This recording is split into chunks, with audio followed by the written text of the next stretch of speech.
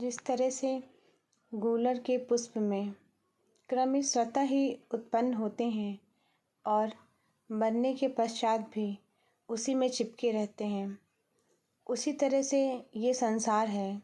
ये समस्त संसार परमेश्वर में ही समाया हुआ है और इसका अंत भी परमेश्वर में ही होता है। तो इसी तरह से हमें समझना चाहिए कि यह संसार क्या है। यह परमेश्वर में ही समाया हुआ है और उन्हीं से उत्पन्न होता है और उन्हीं में लय हो जाता है।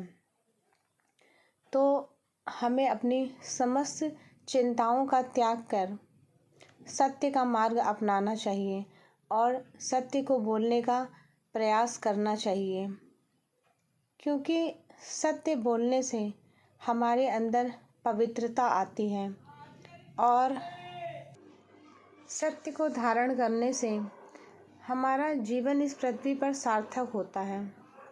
ऐसा मैं इसलिए कह रही हूँ कि सत्य में वह सामर्थ्य है जो बड़े बड़े लोगों को चरित्रवान बनाती है और यह चरित्र के मजबूत होने का एक गुण है जिससे आपका व्यक्तित्व और ही निखरता चला जाता है।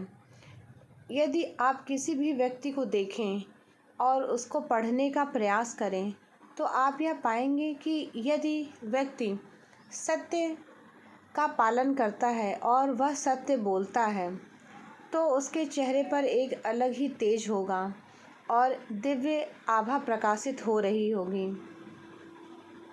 और हम भांति भांति के लोगों से मिलते हैं और हम सभी के चेहरों को पढ़ने का प्रयास करते हैं तो हम पाते हैं और उनमें जो कमियां होती हैं उन्हें भी बताने का प्रयास करते हैं। तो यह संसार सुख और दुख दोनों का मिश्रित स्वरूप है। तो हमें दुख आने पर उससे घबराना नहीं चाहिए। यह बात अलग है कि हम उस दुख से व्यथित और परेशान ज़रूर होते हैं, लेकिन कुछ समय बाद वह समय भी बीत जाता है और हम उस दुख को धीरे धीरे भूलना शुरू कर देते हैं। तो इसी तरह से हमें अपनी ज़िंदगी में निरंतर आगे बढ़ते रहने का प्रयास करते रहना चाहिए, क्योंकि यह दुख भी क्षणिक है और जो सुख हमें मिलने वाला है या मिलेगा भविष्य में वह भी क्षणिक ही है। किसी भी चीज़ को या कोई भी स्थिति या परिस्थिति परमानेंट नहीं हो सकती, जो कि स्थायी रूप से नहीं हो सकती है। यह आपस में ही संलग्न होते हैं और हमें दोनों को ही सहते रहना पड़ेगा और समय और चीज़ों को समझना पड़ेगा कि यह संसार सभी भावों से मिलकर बना हुआ है। तो हमें सभी परिस्थितियों का सामना करते हुए खुद को संभालते रहना पड़ेगा। बुरी व विकट परिस्थितियां भी हमारी ज़िंदगी में आती रहती हैं। उन सभी परिस्थितियों का हमें सामना करके खुद को मजबूत बनाते हुए ईश्वर के चरणों में खुद को समर्पित करते रहना चाहिए। भक्ति में अपने मन को लगाते रहना चाहिए, जिससे परमेश्वर हमारे अंदर अच्छे गुणों और अच्छी बातों का विकास करते हैं। शनै शनै हमारा मन व्यथित होना बंद कर देता है और हम संतोष पाते हैं। और एक बात यह भी है कि यह संसार कर्मों का लेखा जोखा है। हम जो भी कर्म करते हैं उनका फल हमें भोगना ही पड़ता है, चाहे वह हमारे अच्छे कर्म हो या बुरे कर्म हो। यदि हमने अच्छे कर्म किए हैं तो उसका हमें अच्छा ही फल मिलेगा, लेकिन वह अच्छा फल कब मिलेगा यह हम नहीं जानते।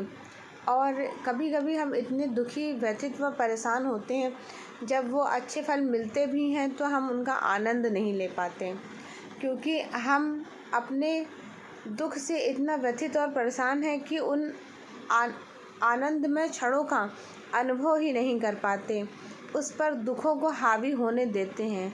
लेकिन ऐसा हमें नहीं करना चाहिए। जो पल हमें सुख के क्षणिक ही सही जो भी सुख के पल मिल रहे हैं उस आनंद को लेते रहना चाहिए, जीवन को आगे बढ़ाते रहना चाहिए और आगे भी कुछ ऐसा हो अच्छा प्रयास करते रहना चाहिए। लेकिन यह सब हमारे हाथ में नहीं है। हमें सुख के साथ दुख भी झेलना है और ख़ुद को मजबूत भी बनाना है।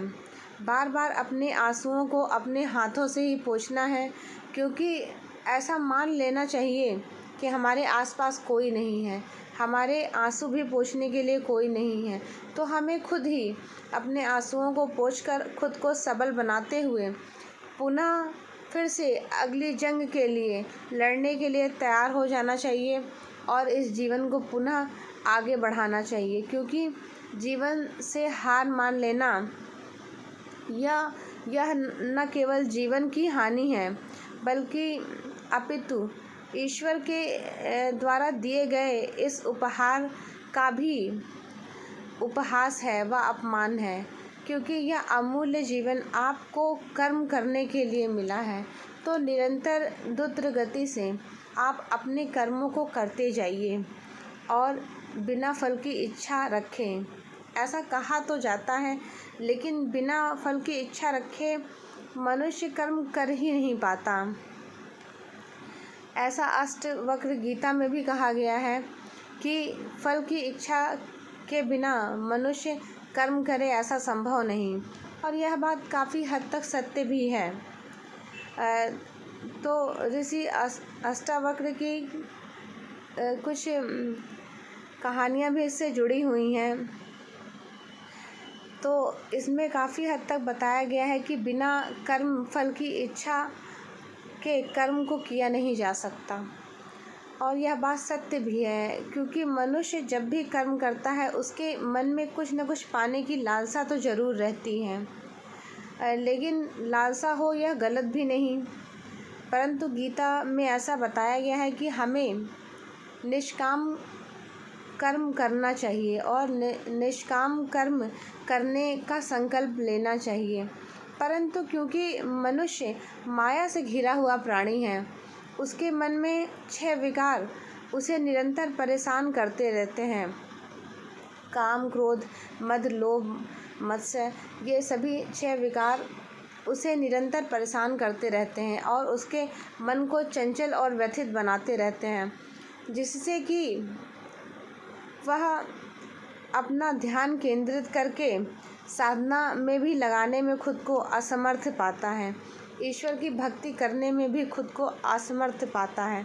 लेकिन जितना हो सके उतना समय भक्ति में देना चाहिए। यदि आप 10 मिनट भी निकाल पा रहे हैं तो आप 10 मिनट ही अमूल्य हैं, क्योंकि आप अपने सभी कामों से निवृत्त होकर यदि परमात्मा की भक्ति 10 मिनट भी कर लेते हैं तो वह आपके मन को एक स्थिरता प्रदान करती है, और जो शांति आपको आत्म मनन, आत्मचिंतन और आत्म ध्यान से आती है वह अविस्मरणीय है। एक अलग ही संतोष की प्राप्ति आपको होती है, और जो आपके मन को चंचल होने से बचाती है और विभिन्न प्रकार के विकारों को भी आपके ऊपर हावी होने से बचाती है। तो इसी तरह से अच्छी बातों का स्मरण करते रहिए, अच्छी बातों का अनुकरण करते रहिए, जीवन में कुछ नया सीखते रहिए, नई नई चीज़ों को अपने अंदर समाहित व आत्मसात करते रहिए और कुछ अच्छे गुणों का विकास निरंतर करते रहिए, ताकि आपके व्यक्तित्व का विकास हो सके, आप एक अच्छे इंसान बन सकें और इंसान बनने के साथ ही साथ आपका चरित्र बहुत ही अच्छा बन सके। आप जहाँ से निकलें वहाँ का वातावरण इतना खुशनुमा हो जाए कि लोग आपकी पॉजिटिव वाइब्स को महसूस कर सकें और आप उनके लिए एक मार्गदर्शक व पथ प्रदर्शक के रूप में प्रकट हों। धन्यवाद।